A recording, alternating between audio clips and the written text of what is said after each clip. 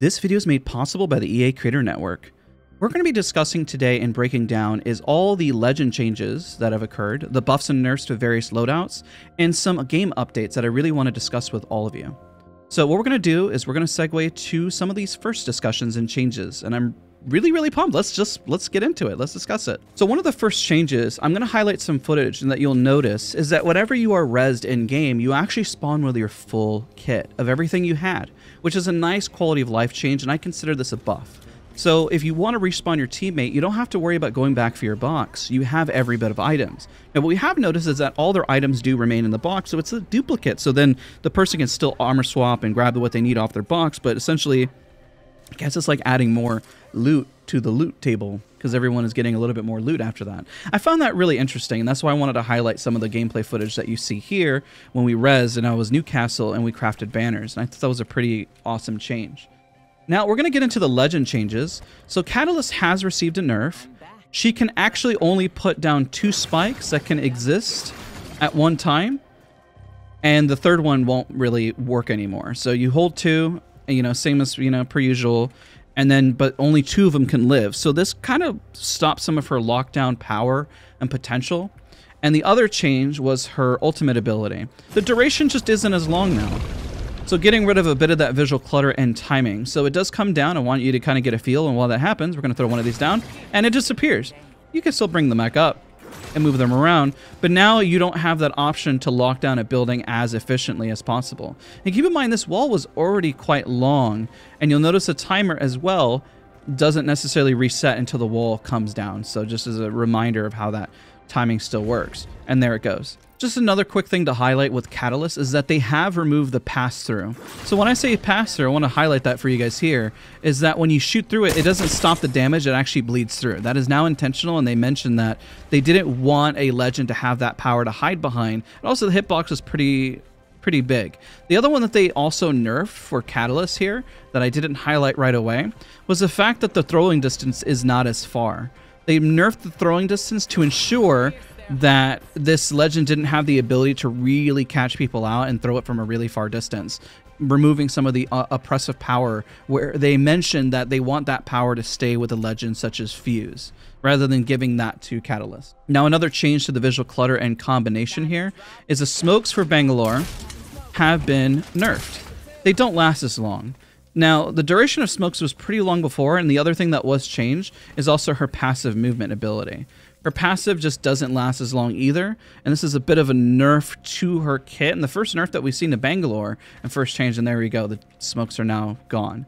They would last prior a bit longer, and now they don't have that longevity. So you kind of have to be a little bit more strategic and just can't necessarily just throw it out there and change it. Now, another change that has occurred is Vantage. Vantage now has 6 bullets. So for the 3 of us that play Vantage, you now have 6 bullets. It's a little bit healthier. I kind of thought it was odd that she only had 5 before, but at least now you have the pairing together of 2, 2, 2, 2, 2. And then, it's nicer. And also the ult excels whenever you're topped off. At least you have 6 for the end zone if you happen to be at the end there. Now, another adjustment that has occurred as well is, let's discuss the Digi. I'm kind of skipping ahead just a little bit. The Digi threat has been removed from the crafter. And the only reason I'm mentioning this is because the pairing of Bangalore Smoke and the fact that you can't have the crafter days of Digi and just run bang and then run around and just kind of push each other. So they're kind of really focusing on that visual clutter and making sure that it's not as overpowered. This one is a quality of life change when it comes to Pathfinder. Pathfinder now can also double scan to receive that zipline. They've always found it, from what the devs had said, a bit odd that you have to talk to your team and say, hey, please don't scan that. Now you can still look at it and then replenish your ult and not have to worry about that additional communication. There was a quality of life change with Race Passive, just making sure that it works a bit more efficiently and that it's working properly. And they also changed Newcastle's ultimate animation just to be a little bit less clunky and a little cleaner. It's a small change. Some people probably won't even notice it, but it is there. Revenant has also received a nerf.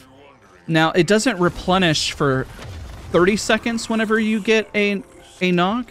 It only replenishes for 3 seconds, excuse me. It's really small.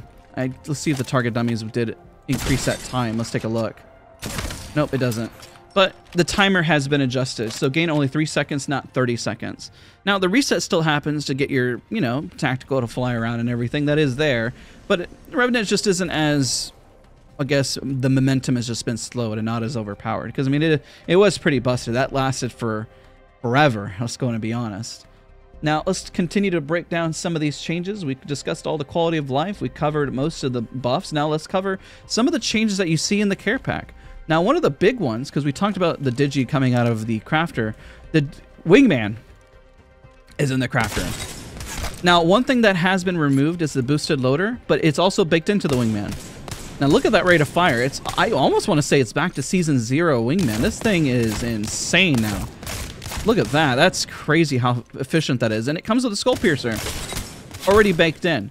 Now, with the boosted loader removed, that means that the Hemlock has also been slightly nerfed with a little bit of this damage. It's not as potent. There's just a slight adjustment nerf to the damage. It was more of a quality of life, and you don't have the boosted... Well, it says a hop-up slot there. Let's see if it's here. Now, remember, I'm in the firing range. This is a test environment, so I'm sure that'll be adjusted whenever it's live. Yeah, that's not there anymore. So while it's there, I mean, it's going to be most likely removed. If it happens to still be there, I don't know. I guess we'll find out. But, you know, they removed that as a quality of life change, kind of nerfing a bit of the Hemlock, Wingman in the care pack. Now, what came out was actually the L-Star. Now, the L-Star has been it's still really strong. Like, when the damage, because its projectile is still pretty big, it absolutely beams. And I'll show you some footage overlaid here where I was in game, and this thing just shreds. Every time I was in the test, you know, play testing, this thing just, gosh, I got burned down so quickly. And the fact you can still add all the attachments and make all these changes to it makes it still incredibly potent and powerful. I still think this might be a little too strong coming out of the care pack. Now, what's going into the rotation of what's coming out, the 3030 as well as the RE45 are coming out of the crafter. Now, what's going into the crafter is the R301, as well as, let's see, what do we have? The Car SMG. The Car SMG and the R301 are going into crafting, and the other two guns are coming out. So that's a pretty big change that's happening there.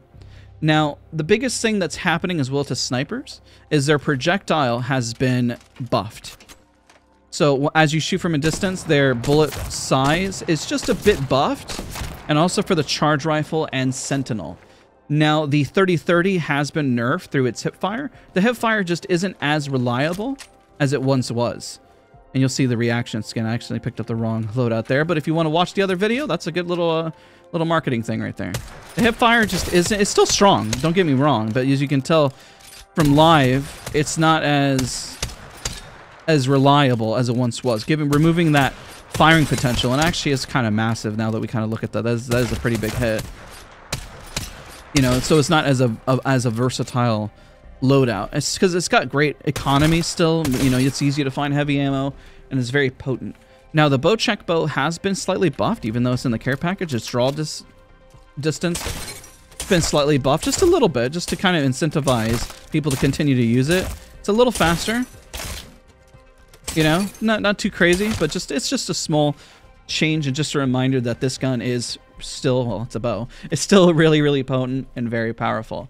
So what we covered for today, and I make sure we got everything there, as a last thing I should remind you, is that the turbocharger on the Devotion, and I know most people don't use a Devotion, it doesn't reduce the damage anymore. They felt it was a little strange that the hop-up was a choice whether you wanted the stronger version of the gun or a faster shooting, and they didn't want it to feel like the hop-up was necessarily a nerf.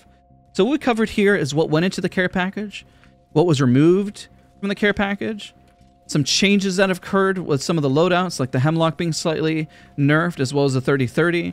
We highlighted things that are going into the care package. We highlighted buffs and nerfs and various legends, as well as quality of life changes from the start of the video. And yeah, that kind of covers just about everything. This is a pretty healthy group of changes. I'm kind of curious what you guys would have preferred. I think the biggest issues that we saw with visual clutter are being addressed, and we're seeing some positive changes in that regard.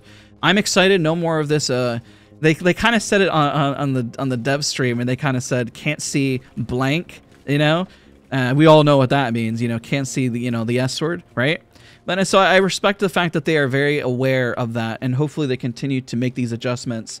And that's hopefully you guys are happy with some of these changes. All right, what I want to discuss next real quick, and I thought about this after the fact, and I realized I didn't cover it in any video, is ranked changes. So ranked is going to be changing quite a bit. And the biggest change is they're always looking at skill-based matchmaking. We all know how crazy and egregious it is. Now, the other thing that they are changing when it comes to ranked is the fact that they have these level up systems, or what do they call it, trials. So once you try to get to your next rank, you have 5 attempts into, you have to get a certain number of eliminations or placement, guaranteed. So that changes depending on the rank. So they said that it scales a little differently. Also, the amount of points you lose depending on how well you did trying to get that. Now, what they have on screen is it'll let you know what provisionals that you need to hit. And those provisionals that you need to hit is going to remind you to hit them. If you don't, depending on how close you were or how far away, is how many points you're going to get knocked back into your previous tier. It's really interesting because now it's going to force people who just strictly ratted. Now you're going to have to play a little bit different. You're going to have to actually push or fight. Or people who play too aggressive, you might actually have to focus on placement. It's like finding the middle ground and forcing the player base to remind them how the game is supposed to be played. The last change that they made to rank that I find interesting as well is that they are now merging where everybody can play together. So a Pred can play with a bronze player, silver can play with a masters, a diamond can play with a gold, you know, all over the place.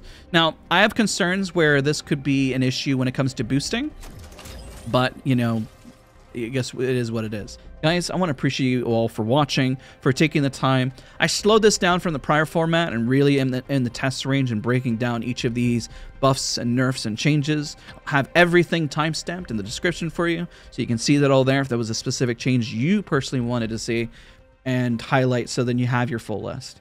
So thank you again, guys, for watching. I'll see you guys all in the next one.